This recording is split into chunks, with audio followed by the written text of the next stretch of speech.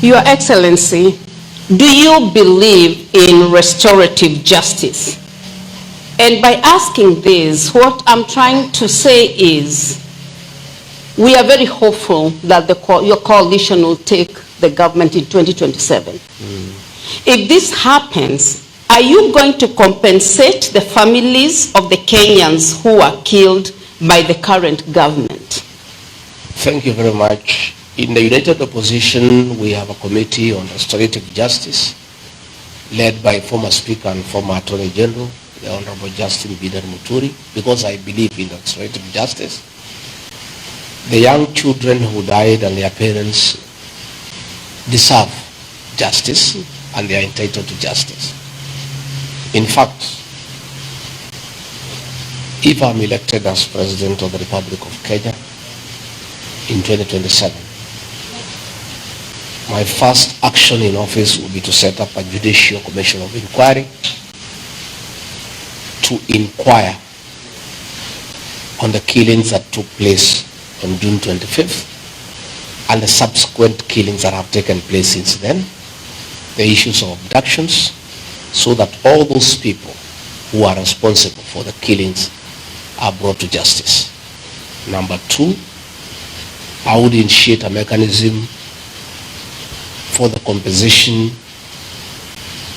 of families of those children who are tortured, those who are killed, and all those who have had problems with the government of President William Ruto.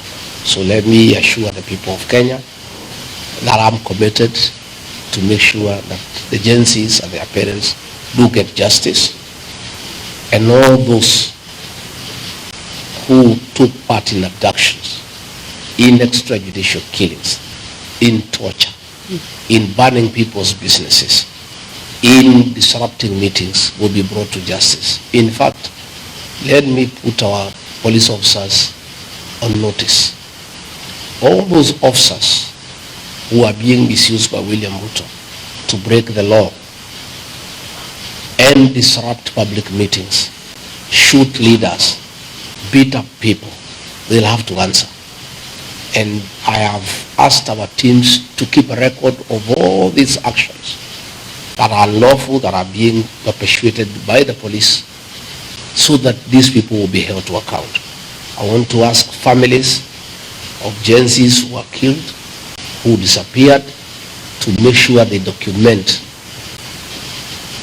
all the circumstances under which their children disappeared, under which police station, so that the commanders of those stations then will be held to account.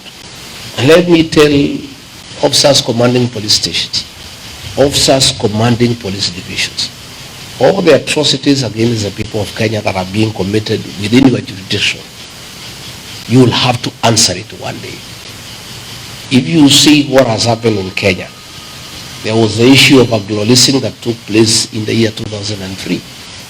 The courts have decided, so many years later, almost 22 years later, that those people will have to face justice.